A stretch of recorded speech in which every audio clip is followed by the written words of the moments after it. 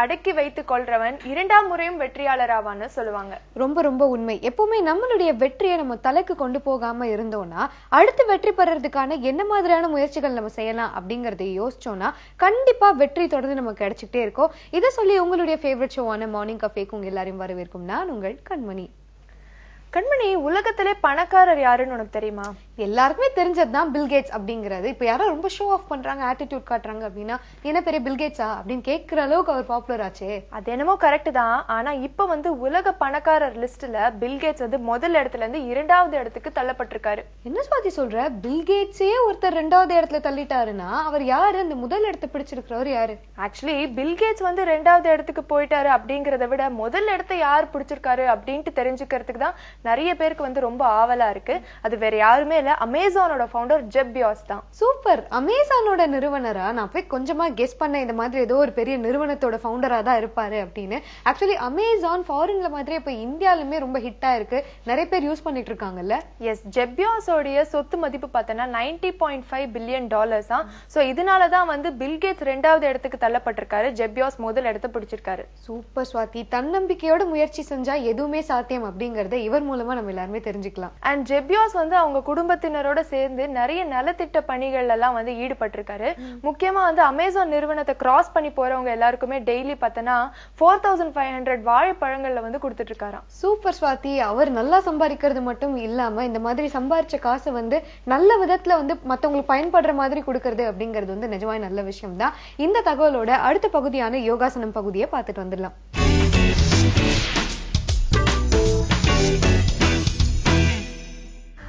வணக்கம் நேர்களே, நான் கவிதா சத்யநாராயணன், குஷப்பாவை யோகால இருந்து. நம்ம நார்மலி என்னென்ன சாப்பிடலான்னு பார்த்துருக்கோம். அப்படி சாப்பிட்டா நம்ம பாடியில என்னென்ன ரியாக்ட் ஆகும்னு பார்த்துருக்கோம். உங்களோட டயட்ல நீங்க பால் சேர்த்துக்கிறீங்க. அந்த பால் குடிக்கிறது கூட ஒரு வார்ம் மில்க் தான் குடிப்பீங்க. ஆனா வார்ம் மில்க்ல மஞ்சத்தூள் போட்டு குடிக்கிறது குட். டர்மரிக் போட்டு குடிச்சா உங்க பாடியில உங்களுக்கு எதிர்ப்பு சக்தி, அதாவது இம்யூனிட்டி சிஸ்டம் அது நல்லா பார்த்துக்கும். இன்கேஸ் உங்களுக்கு கோல்டா இருந்தா அது ரொம்பவே ஹெல்ப் பண்ணும். இதே இன்கேஸ் அதே சூடான பால்ல தேன் கலந்து குடிக்கிறது பிக் நோ ஃபார் இட். நீங்க சூடான பால்ல தேன் கலந்து கொடுத்தா இட்ஸ் அ பாய்சன். அதோட கெமிக்கல் ரியாக்ஷனே வேற, உங்க பாடியில அது எதுவுமே ஹெல்ப் பண்ணாது. இன் ரிவர்ஸ் அது உங்களோட ஆர்கன்ஸுக்கு ரொம்ப பாதிப்பு தான் அடைய வைக்கும். ஸோ இன்கேஸ் உங்களுக்கு தேன் பால்ல கலந்து குடிக்கணும்னா அந்த பால் நார்மல் ரூம் டெம்பரேச்சர்ல இருக்கணும், ரொம்ப சூடா இருக்கக்கூடாது. சூடான பால்ல தேன் எப்பவுமே கலக்கக்கூடாது. வார்ம் மில்க் இல்ல நார்மல் டெம்பரேச்சர்ல இருக்கிற மில்க்ல நீங்க தேனை கலந்து குடிங்க, உங்க பாடிக்கு நல்லது. இல்ல வெந்நீர்ல நீங்க தேன் போட்டு குடிக்கலாம். ஆனா சூடான பால்ல தேன் போட்டு குடிக்கிறது நோ டு இட். ஸோ நம்ம இப்போ பால்ல எண்ணெல்லாம் எப்படி எல்லாம் கலந்து குடிக்கலாம்னு பார்த்தோம். ஸோ இப்போ நம்ம முத்ராஸ் பார்க்க போறோம். முத்ராஸ்ல இப்போ பார்க்க போறது ருத்ரமுத்ரா. ருத்ரமுத்ரா எதுக்கு? ருத்ரமுத்ரா பர்டிகுலர்லி ஏன் யூஸ் பண்ணுவாங்கன்னா உங்களோட கிட்னி அண்ட் லிவருக்காக தான் இந்த முத்ரா யூஸ் பண்ணுவாங்க. அது கிளென்ஸ் சரியா ஆகல, ப்ராப்பர் ஹீட் அந்த ஆர்கன்ஸ்க்கு சேரலனா கூட அதோட ரியாக்ஷன்ஸ் நிறையவே இருக்கு. ஸோ அதனால அந்த லிவர் அண்ட் கிட்னியை பாதுகாப்புறதுக்கு இந்த முத்ரா ரொம்பவே ஹெல்ப்ஃபுல்லா இருக்கும். ஸோ ருத்ரமுத்ரா எப்படி பிடிக்கலாம்? உங்க கைகள்ல உங்களோட பாயிண்டிங், அதாவது ஆள்காட்டி விரல் அண்ட் உங்களோட மோதிர விரல், இந்த ரெண்டையும் சேர்த்து நீங்க உங்க கட்டை விரல் கூட நீங்க ஜாயின் பண்ணினீங்கன்னா உங்களோட மிடில் ஃபிங்கர் அண்ட் உங்க சுண்ட விரல் வெளியே இருக்கும். இப்படி இந்த மாதிரி இருக்கும். இந்த மாதிரி இருக்கிறது தான் ருத்ரமுத்ரா. ஸோ ரெண்டு கையில நீங்க பிடிச்சு ருத்ரமுத்ராவை நீங்க உங்க மடி மேல ப்ராப்பரா பிளேஸ் பண்ணி நீங்க ப்ராப்பரா ஒரு கபால் பாத்தி பிராணாயம் பண்ணீங்கன்னா, கபால் பாத்தினா இப்படி உள்ள கம்ப்ளீட்டா மூச்சு இழுத்து உங்க செஸ்ட்ல நிரம்பி வச்சுக்கிட்டு அண்ட் ஸ்மால் இன்ஸ்டால்மெண்டா அந்த மூச்சை நீங்க வெளியே எடுக்கணும். அண்ட் வெரி ஸ்லோவா, ரொம்ப ஃபாஸ்டா நீங்க பண்றதுக்கு ட்ரை பண்ணாதீங்க. எப்படின்னா மூச்சு உள்ள எடுத்துட்டு ஸ்ட்ரெயின் இல்லாம நீங்க அந்த மாதிரி ஆசனாஸ் பண்ணினீங்கன்னா உங்களோட பாடியில அந்த கிட்னி அண்ட் லிவரோட ஃபங்க்ஷன் ப்ராப்பரா இந்த முத்ரா கரெக்டா பாத்துக்கும். So at the same time again அந்த முத்ராவை காட்டுறேன். உங்களோட கைகள்ல உங்களோட ஆள்காட்டி விரல் அண்ட் உங்களோட மோதிர விரலோட டிப்பை இந்த கட்டை விரல் ஜாயின் பண்ணீங்கன்னா மத்த ரெண்டு விரல் வெளியே நிற்கும். அதாவது மிடில் ஃபிங்கர் அண்ட் த சுண்டு விரல் வெளியே நிற்கும். இந்த மாதிரி பிடிச்சிட்டு உங்க மடி மேல வச்சு பிளேஸ் பண்ணி நீங்க ஒரு கபால்பாதி பிராணாயம் இல்ல அனுலோம் விலோம் பிராணாயம் பண்ணும்போது உங்களோட பாடியில ஒரு ப்ராப்பர் ரியாக்ஷன்ஸை நீங்களே உணர்வீங்க. அண்ட் உங்களோட பாடி ஹீட்டை கரெக்டா மெயின்டைன், அந்த டெம்பரேச்சரை மெயின்டைன், அந்த உஷ்ணத்தை மெயின்டைன் பண்றதுக்கு இந்த முத்ரா ரொம்பவே ஹெல்ப்ஃபுல்லா இருக்கும். ஸோ நீங்க ருத்ர முத்ரா பாத்தீங்க. இப்போ ருத்ர முத்ராக்கு அப்புறமா நீங்க பார்க்க போற முத்ரா அனோமுக முத்ரா. அனோமுக முத்ரா வந்து என்னன்னா உங்களோட பிரெயின் ஆக்டிவிட்டியை கரெக்டா சீரா அமைக்கிறதுக்கும் concentration power in especially memory, அதாவது ஞாபக சக்தி இருக்கு இல்லையா, நிறைய பேருக்கு சீக்கிரமா நிறைய விஷயம் மறந்து போகுது, கான்ட் ரிமெம்பர். அண்ட் நீங்க இப்பெல்லாம் மொபைல் யூஸ் பண்றதுனால ஒரு நம்பர் கூட கரெக்டா நீங்க உங்களால ஞாபகம் வச்சுக்க முடியாது. ஸோ நிறைய விஷயம் மெமரிஸ்ல நிறைய ஸ்டே பண்ணாது. ஸோ மெமரி நல்ல பேலன்ஸ்டா இன்க்ரீஸ் பண்ணி ஸ்ட்ரென்தன் பண்றதுக்கு அனோமுக முத்ரா ரொம்பவே ஹெல்ப்ஃபுல்லா இருக்கும். என்ன, இது வெரி சிம்பிள். உங்களோட ரைட் கைய எல்லாத்தையும் இப்படி சேர்த்தீங்கன்னா ஆல் தி 5 fingers, எல்லா 5 fingersோட டிப்பும் வெளியே வரும். இதே லெஃப்ட் ஹேண்ட்லயும் எல்லா ஃபிங்கர்ஸையும் சேர்த்தீங்கன்னா வெளியே டிப்பு வரும். இந்த டிப் அண்ட் டிப் இப்படி டச் ஆகணும். டிப் அண்ட் டிச் இப்படி டச் ஆகி உங்க மார்பு பகுதிக்கு 1 inch கீழே, அதாவது எங்க உங்க லிம்ஃபைட்டிக் சிஸ்டம் ஆக்டிவேட் ஆகுதோ அந்த இடத்துல இந்த மாதிரி பிடிச்சு நீங்க மெதுவா மூச்சு உள்ள வெளியே, மெதுவா மூச்சு உள்ள வெளியே நீட்டு நீங்க இந்த பிராக்டிஸ் பண்ணிட்டு இருந்தீங்கன்னா உங்க மெமரி பவரை இன்க்ரீஸ் பண்றதுக்கு அனோமுக முத்ரா ரொம்பவே ஹெல்ப்ஃபுல்லா இருக்கும். இன்கேஸ் உங்களுக்கு நேல்ஸ் இருந்ததுன்னா அந்த நேல்ஸை அட்ஜஸ்ட் பண்ணிட்டு நீங்க இந்த டிப்ல வைக்க பாருங்க. ஏன்னா இந்த ஃபிங்கரோட டிப் டு டச் ஆகணும். நேல்ஸ் எல்லாம் இன்டர்வீன் பண்ணக்கூடாது. அப்படி பண்ணுனீங்கன்னா அந்த எலக்ட்ரோ மேக்னெட்டிக் வேவ்ஸ் கரெக்டா பாயறதுக்கு வாய்ப்பு இருக்காது. ஸோ வெரி இம்பார்ட்டன்ட், இந்த டிப் டு டிப் டச் பண்ணிட்டு மூச்சு உள்ள வெளியே கண்ணை மூடி மெதுவா நீங்க கான்சென்ட்ரேட் பண்ணி ப்ராக்டிஸ் பண்ணீங்கன்னா உங்களோட மெமரியை இம்ப்ரூவ் பண்றதுக்கு இது ரொம்பவே ஹெல்ப்ஃபுல்லா இருக்கும். இன்னைக்கு நீங்க ருத்ர முத்ரா பாத்தீங்க அண்ட் அனோமுக முத்ரா பாத்தீங்க. நாளைக்கு இன்னொரு முத்ரா ஆசனாஸோட நான் உங்களை சந்திக்கிறேன்.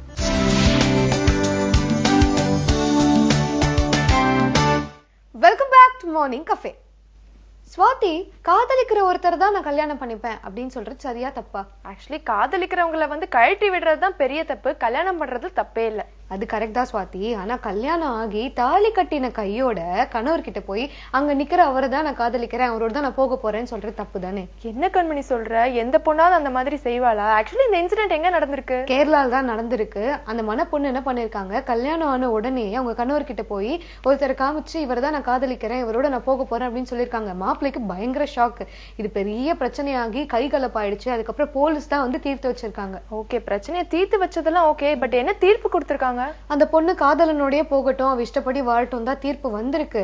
ஆனா மாப்பிள்ளை வீட்டுக்காரங்க இந்த கல்யாணத்துக்காக மொத்தம் 15 லட்சம் ரூபாய் செலவு பண்ணிருக்காங்க.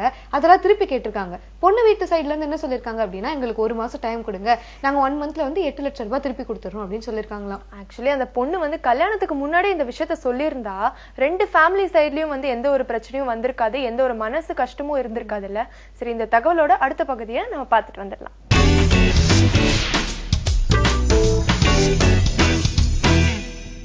ஸோ சில பேருக்கு பார்த்தீங்கன்னா இந்த ஸ்வெட்லேயே வந்து ரொம்ப ஸ்மெல் வர ஒரு ப்ராப்ளம் இருக்கும். எஸ்பெஷலி அவங்க உள்ள ரூம்குள்ளே வந்தாங்கன்னாலே மிச்ச பேர்லாம் ஒரு 10 அடி தள்ளி நிற்பாங்க. ஸோ இந்த மாதிரி இஷ்யூஸ் இருக்கிறவங்களுக்கு எப்படி நம்ம ஹெல்ப் பண்ணலாம் அப்படிங்கிறதான் இன்னைக்கு ஒரு டாபிக். அதுக்கு முன்னே நம்ம புரிஞ்சுக்க வேண்டியது என்னன்னு பார்த்தீங்கன்னா, ஸ்வெட் வந்து எப்படி ஃபார்ம் ஆகுது. ஸோ ஸ்வெட்டிங் வந்து 2 கருவினாலேருந்து உங்களுக்கு ஸ்வெட் வரும் நம்ம பாடியில். எக்ரைன் ஸ்வெட் கிளான்ஸ்ன்னு சொல்லுவாங்க, அப்போக்ரைன் ஸ்வெட் கிளான்ஸ்னு. இந்த எக்ரைன் ஸ்வெட் கிளான்ஸ் என்னன்னு பார்த்தீங்கன்னா, ஒரு பிறந்ததுலேருந்தே எல்லாருக்குமே இருக்கும். ரெண்டாவது வந்து த்ரூ அவுட் த பாடி இருக்கும் உங்களுக்கு. எஸ்பெஷலி இந்த கை பாதம், கால் பாதம் இதுலலாம் நிறையவே இருக்கும். வெரஸ் அப்போக்ரைன் ஸ்வெட் அப்படிங்கிறது மெயினாக அந்த அக்கிள் பகுதியிலையும் உள்பகுதிகளில் மாத்திரம்தான் இருக்கிற ஒரு particular type of sweat gland. இந்த ஸ்வெட்டிங் எப்போ ஆரம்பிக்கும்னு பார்த்தீங்கன்னா, எப்போ அந்த ஒரு ஹார்மோன் ஸ்விங் ஆரம்பிக்குது, ஒரு 8 to 10 years ஆஃப் ஏஜில் பசங்களுக்கு, அந்த டைம்ல இருந்து தான் வந்து இந்த ஸ்வெட்டிங் ஆரம்பிக்கும் நம்மளுக்கு.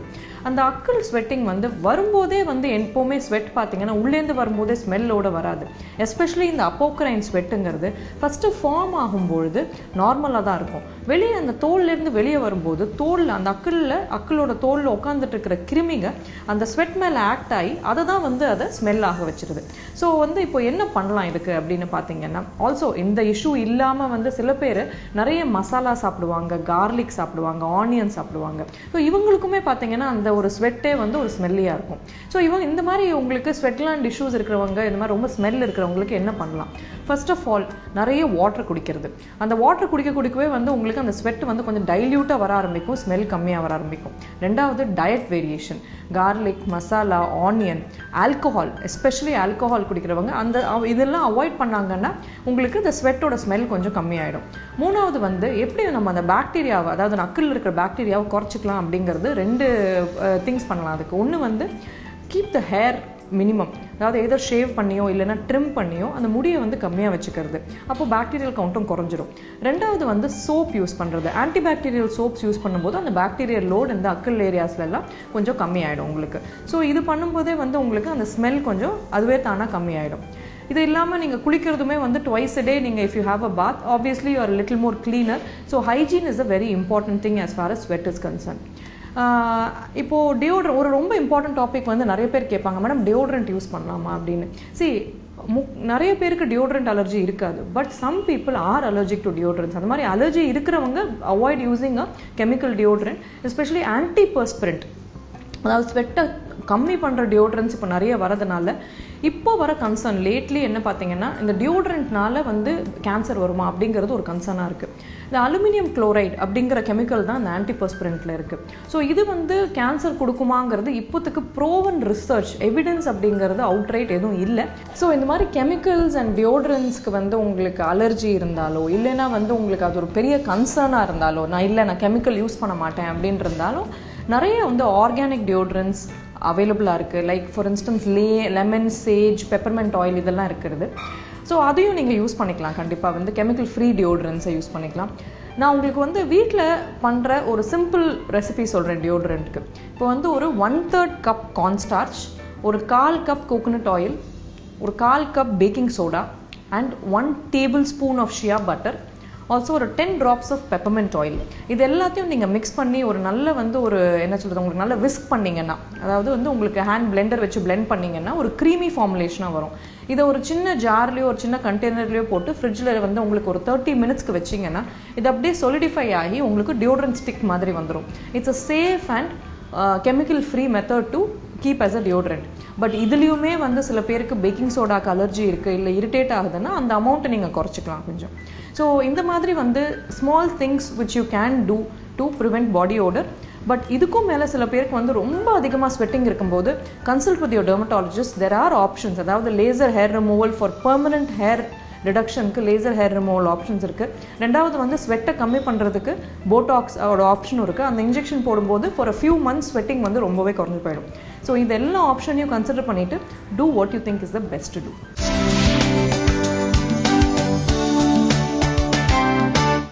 Welcome back to morning cafe.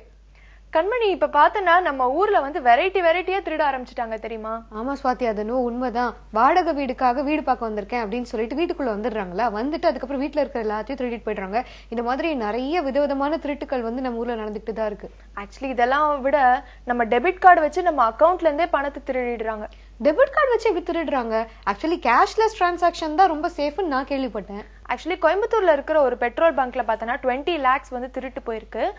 கோயம்புத்தூர்ல இருக்கிற மகாலிங்கம் அப்படிங்கிறவருடைய அக்கௌண்ட்ல இருந்து 59,000 rupees குறைஞ்சிருக்கு. ஸோ அவர் உடனே போய் போலீஸ் கிட்ட கம்ப்ளைண்ட் பண்ணியிருக்காரு. விசாரிச்சு பார்த்தப்போதான் தெரிஞ்சது அவர் யூஸ்வலா எங்க போய் பெட்ரோல் ஃபில் பண்ணுவாரோ அந்த பங்க்ல இருக்கிற ஒர்க்கர்ஸ் தான் அவருடைய அக்கௌண்ட்ல இருந்து பணத்தை திருடி இருக்காங்க. ஆனா அவருடைய அக்கௌண்ட்ல இருந்து எப்படி ஸ்வாதி அவங்களால பணத்தை எடுக்க முடிஞ்சது? ஆக்சுவலி டெபிட் கார்டு வந்து ஒரு வாட்டி ஸ்வைப் பண்ணும் போது ஸ்கிம்மர் மெஷின் மூலமா அந்த கார்டுல இருக்கிற இன்ஃபர்மேஷன்ஸ் எல்லாத்தையுமே அவங்க திருடி இருக்காங்க. அதுக்கப்புறம் ஒரு டூப்ளிகேட் கார்டு கிரியேட் பண்ணி அவரோட அக்கௌண்ட்ல இருந்து பணத்தை எடுத்திருக்காங்க. ஸோ யூஸ்வலாவே டெபிட் கார்டோட பின் வந்து நமக்கு மட்டும் தான் தெரியும் அப்படிங்கிற ஒரு தைரியத்துல தான் வந்து நம்ம அதை அவ்வளோ சேஃபா யூஸ் பண்ணிட்டு இருக்கோம். ஸோ இந்த மாதிரியான சம்பவங்கள்ல இருந்தா டெபிட் கார்டை நம்ம சேஃபா யூஸ் பண்ணணும் அப்படிங்கிறது வந்து தெரியுது. இந்த வார்னிங்கோட அடுத்த பகுதியான சின்னஞ்சிறு உலகம் பகுதியை பார்த்துட்டு வந்துடலாம்.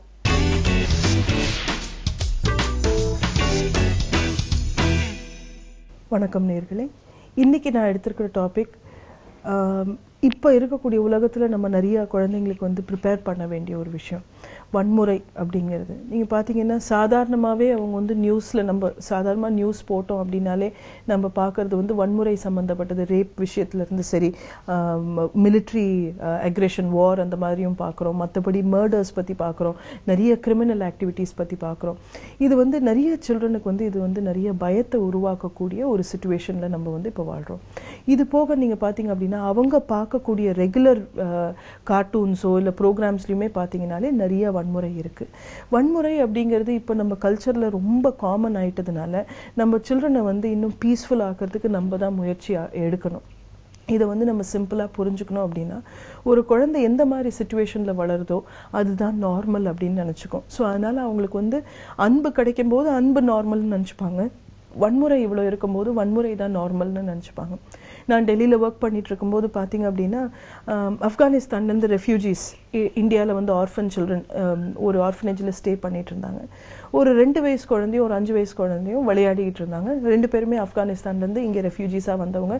நிறைய கொடுமைகளை வந்து அனுபவிச்சுட்டு வந்த குழந்தைங்க. கொடுமைகள் அப்படின்னா அவங்களுக்கு ஒன்றும் ஆகல, ஆனா அவங்க அப்பாவோட மர்டர் விட்னஸ் பண்ணியிருந்தாங்க, மதரோட சூசைடு வந்து விட்னஸ் பண்ணியிருந்தாங்க. ஸோ இந்த குழந்தையோட பிரெயின்லயே பாத்தீங்கன்னா அட்வர்ஸ் சைல்ட்ஹுட் எக்ஸ்பீரியன்சஸ் சொல்லுவோம். இது வந்து ரொம்ப சிவியரா அவங்க பிரெயினை வந்து பாதிக்கக்கூடிய அனுபவங்கள் ஏற்கனவே ஒரு 2 வயசு 5 வயசுலயே அவங்க வந்து அனுபவிச்சிருந்தாங்க.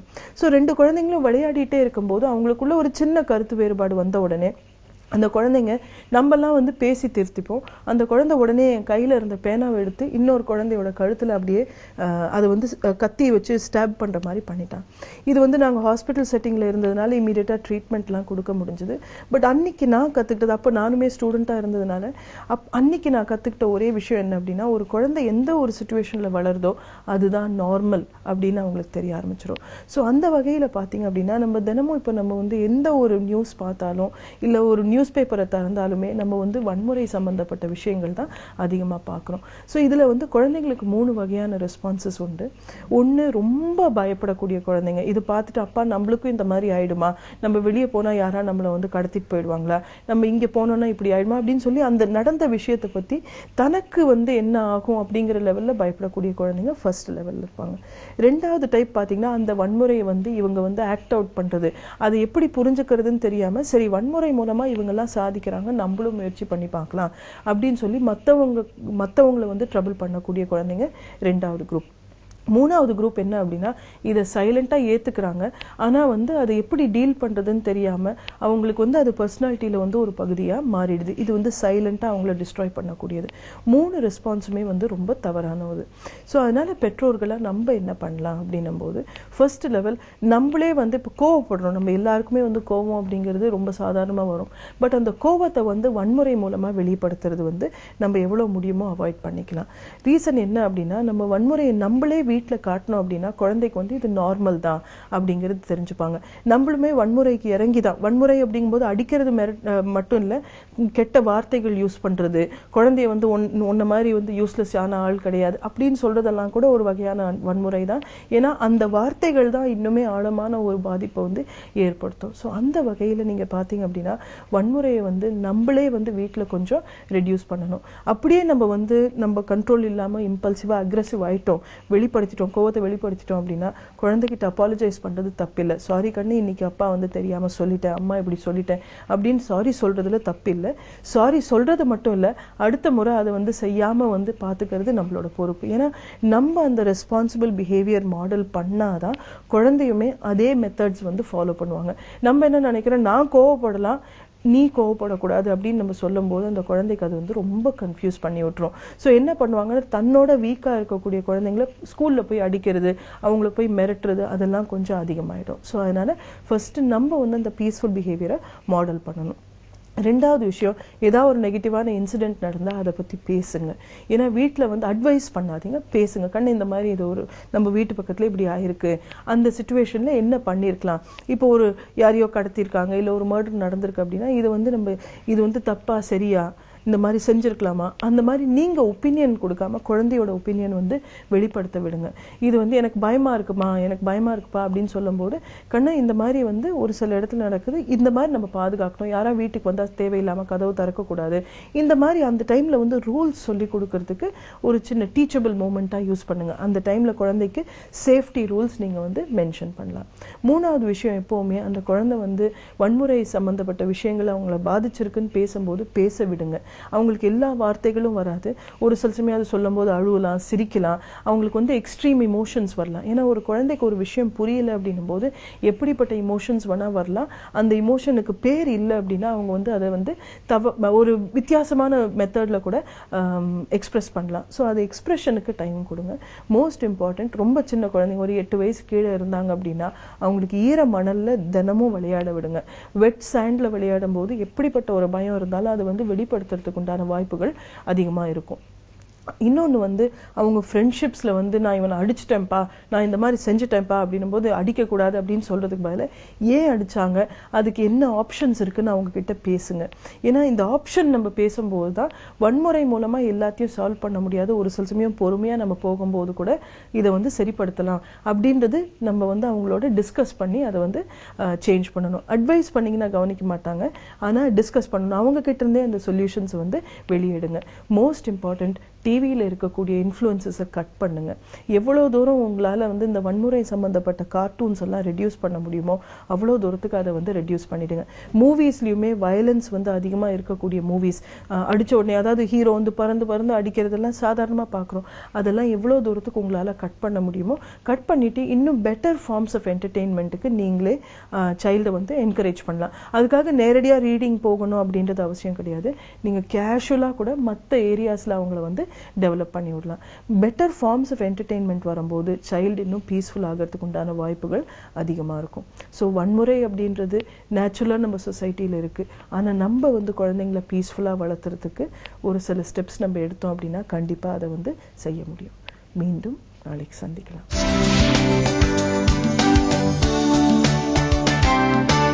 Welcome back to morning cafe. Swathi, வேற்று கிரகவாசிகள் பத்தி நீ என்ன நினைக்கிற? ஆக்சுவலி வேற்று கிரகவாசிகளை பத்தி நிறைய இன்ஃபர்மேஷன்ஸ் வந்து ரீசெண்ட் டைம்ஸ்ல போய்கிட்டு இருக்கு. நிறைய ரிசர்ச் கூட பண்ணிட்டு இருக்காங்க. அவங்க பாக்குறதுக்கு எப்படி இருப்பாங்க, ஹியூமன் பீங்ஸ் மாதிரி இருப்பாங்களா இல்ல வேற மாதிரி இருப்பாங்களா, இப்படிலாம் யோசிக்கும் போது நிறைய கற்பனைகள் வருது கண்மணி. எஸ், ஆக்சுவலி நான் ஏன் கேட்டேன்னா, சமீபத்துல தான் ஸ்டீஃபன் ஹாக்கிங் வந்து வேற்று கிரகவாசிகள் பத்தின ஒரு முக்கியமான விஷயத்த சொல்லியிருக்காரு. அவர் என்ன சொல்லியிருந்தாரு அப்படின்னு பாத்தீங்கன்னா, கண்டிப்பா வேற்று கிரகவாசிகள் வந்து ரொம்ப ரொம்ப டேஞ்சரஸ் ஆனவங்க அப்படிங்கறது சந்தேகம் கிடையாது. இன்கேஸ் நம்ம அவங்கள மீட் பண்றதுக்கான ஒரு சூழல் ஏற்படுது அப்படிங்கிற சமயத்துல கண்டிப்பா மனிதர்கள் அவங்களோட கம்யூனிகேட் பண்ணவே கூடாது. அப்படி தப்பி தவறி பண்ணிட்டாங்கன்னா கண்டிப்பா ஏலியன்ஸ் வந்து நம்மளுடைய பூமியை அழிச்சிடுவாங்க அப்படின்னு எச்சரிக்கை விடுத்திருக்காரு. என்ன கண்மணி இப்படி பயமுறுத்தல ஸ்வாதி, இதுதான் ஸ்டீஃபன் ஹாக்கிங் கொடுத்திருக்கிற எச்சரிக்கை. ஏலியன்ஸ் கண்டிப்பா மனுஷங்களோட கான்டாக்ட் பண்ணணும்னு நினைப்பாங்களாம், அதுக்காக சிக்னல் எல்லாம் அனுப்புவாங்களாம். ஆனா எக்காரணத்துக்கு கொண்டும் மனிதர்கள் வந்து அந்த சிக்னலை அக்செப்ட் பண்ணிடவே கூடாதான். ஏன்னா ஏலியன்ஸ் வந்து மனிதர்களை விட ரொம்ப வேறுபட்ட குணாதிசயங்களோட இருப்பாங்க. சோ அவங்க வந்து மனிதர்களை பார்க்கும்போதோ இல்ல பூமிக்கு வரும்போதோ கண்டிப்பா பூமியை அழிக்கணும்னு நினைக்கிறதுக்கான வாய்ப்புகள் தான் ஜாஸ்தியா இருக்குன்னு ஸ்டீஃபன் ஹாக்கிங் சொல்லியிருக்காரு. ஆக்சுவலி நம்ம கூட இருக்கிறவங்களே நம்மளால நம்ப முடியல. சோ இதுல வேற்று கிரகவாசிகளை நம்ம நம்புறது வந்து ரொம்ப ஒரு கஷ்டமான விஷயம் தான். சோ ஹாக்கிங் சொல்ற மாதிரி அந்த சிக்னல் எல்லாத்தையுமே நம்ம அக்செப்ட் பண்ணாம இருக்கிறது தான் பெட்டரான விஷயம்னு நினைக்கிறேன். சரி, இந்த தகவலோட அடுத்ததா அவ்வை சொன்ன மொழியாம் பகுதியை பார்த்துட்டு வந்துடலாம்.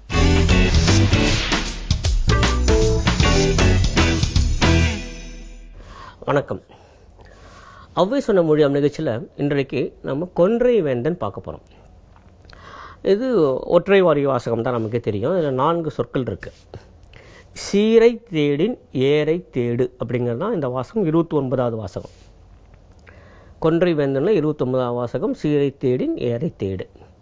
இந்த இன்றைய இளைஞர்களுக்கெல்லாம் பொதுவாக தமிழ் அந்த அளவுக்கு பரிச்சயம் இல்லைங்கிறதுனால பல பேர் கேட்குறதே உண்டு. அதில் சீரைன்னா என்னங்க அப்படின்னு கேட்குறது உண்டு பல பேர். அது சீரை இல்லை, சீர் தான். அது சீர் தேடின் ஏர் தேடு அப்படிங்கிறது தான். அந்த வேற்று உருவை சேர்த்து சீரை தேடின், சீர் என்பதை தேடின் அப்படிங்கிறதுக்காக அது அர்த்தம் வர ஒன்றுமே இல்லை. ஆனால் பல பேர் படிச்சுட்டு கேட்குறது உண்டு, சீரைன்னா என்னங்க அப்படின்னு. இல்லைங்க, சீர் என்பதை அப்படிங்கிறத அவங்க சேர்த்து சொல்லியிருக்காங்க. சீர், சீர் தேடின் ஏர் தேடு, சீரை தேடின் ஏரை தேடு. சரி, அது முடிச்சுப்போம்.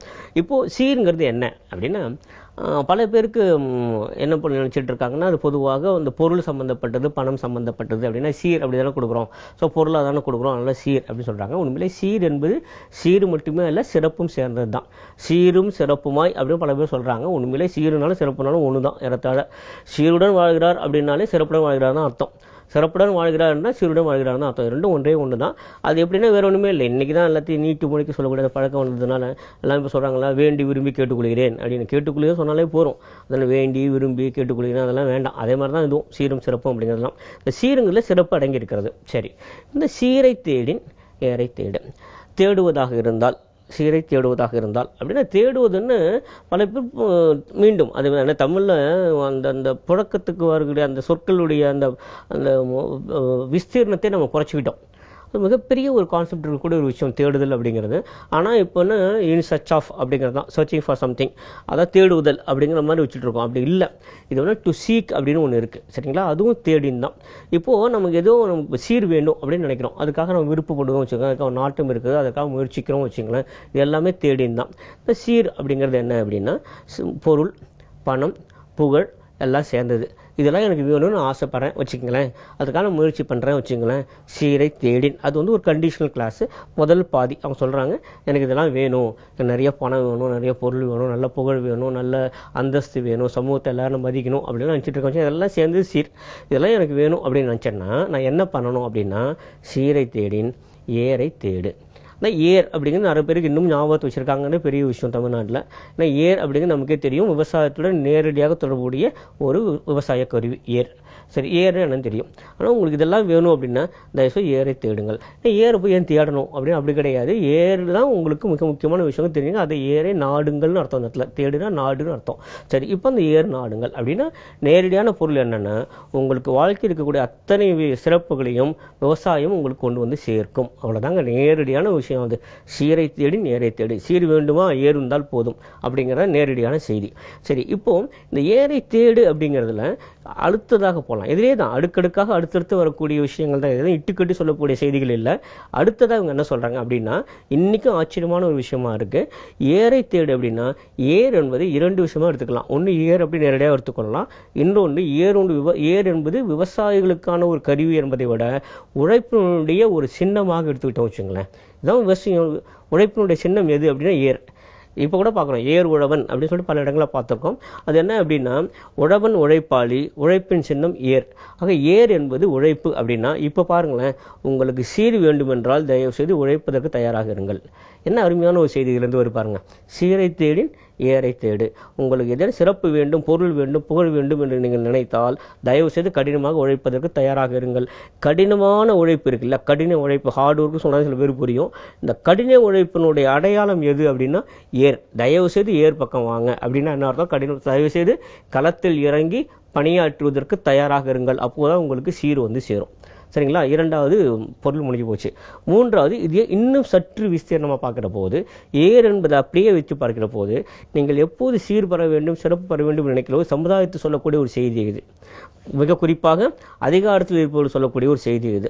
என்னென்னா உங்களுக்கு சீர் வேண்டும், சிறப்பு வேண்டும், சமுதாயம் மேலே வர வேண்டும் என்று சொன்னால் தயவு செய்து எங்கேயெல்லாம் ஏர் இன்னும் அதிகமாக பயன்படுத்த முடியும் என்று தேடி பாருங்கள். எவ்வளோ மிகச்சிறந்த ஒரு செய்தி. என்ன அப்படின்னா இன்னைக்கு நம்ம இங்கிருந்து சென்னையிலிருந்து ஒரு நாள் முழுக்க எங்கேயோ பேருந்தில் போகிறோம் அல்லது ரயிலில் பயணம் செய்கிறோம் வச்சுக்கலாம், பஸ்ஸிலையோ ட்ரெயின்லையோ போகிறோம்.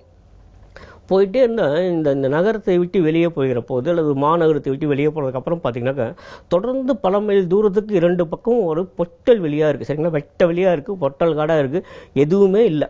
இதெல்லாம் என்ன அப்படின்னா விளை நிலத்தமாக பயன்படுத்தப்படாத நிலங்கள், விவசாயத்துக்கு பயன்படுத்தப்படாத நிலங்கள்.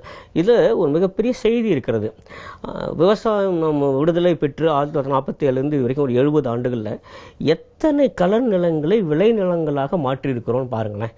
நம்ம விவசாயத்தை பற்றி நிறைய நம்ம பேசிகிட்டே இருக்கோம். தொடர்ந்து எத்தனை நிலங்களை நம்மளால் மாற்றியிருக்க முடியும்? ஏன் மாற்றலை? இரண்டே காரணங்கள் தான் இருக்க முடியும். ஒன்று, தேவையான அளவுக்கு தண்ணீர் இல்லாமல் போயிருக்கும், இல்லைன்னா நிதி வசதி இல்லாமல் இருக்கும் அவருக்கு. இந்த இரண்டே நம்மால் செய்து தர முடியும் என்று சொன்னால் எத்தனை 1000 ஹெக்டேர் நிலங்களை நம்ம விவசாய நிலங்களாக மாற்றி அமைக்க முடியும். அதற்கான என்ன மாதிரி முயற்சியை நம்ம பண்ணியிருக்கோம் இது வரைக்கும் அப்படி பாருங்களேன். இன்னும் அப்படிதான் இருக்கு. பல மைல் தூரத்துக்கு இன்னமும் கலை நிலங்களாகவும் விளைச்சல் செய்யப்படாத நிலங்களாகவும் அன்கல்டிவேட்டட் லேண்டாகவும் பேரன் லேண்ட்ஸாகவும் அப்படியே இருக்கு இல்லையா? இதெல்லாம் ஏன் நீங்கள் விவசாய நிலங்களாக மாற்றக்கூடாது? உங்களுக்கு உண்மையிலேயே நீங்கள் பொருளாதாரத்தில் மேலே வர வேண்டும் என்று சொன்னால் தயவுசெய்து ஏருக்கான பயன்பாட்டை அதிகமாக்கி கொண்டே வாருங்கள். சீரை தேடின் ஏரை தேடு. மீண்டும் சந்திப்போம். நன்றி, வணக்கம். இன்னைக்கு மார்னிங் கஃபேல நிறைய சுவாரஸ்யமான விஷயங்கள் பத்தி நாங்க 2 பேருமே பேசினோம். அது எல்லாமே பார்த்து நீங்க எல்லாரும் என்ஜாய் பண்ணிருப்பீங்கன்னு நாங்க நம்புறோம். இதே மாதிரி அடுத்த மார்னிங் கஃபே நிகழ்ச்சியில உங்களை வந்து சந்திக்கும் வரை உங்களிடமிருந்து விடைபெறுவது ஸ்வாதிஷ்டா மற்றும் கண்மணி. இது உங்கள் மார்னிங் கஃபே.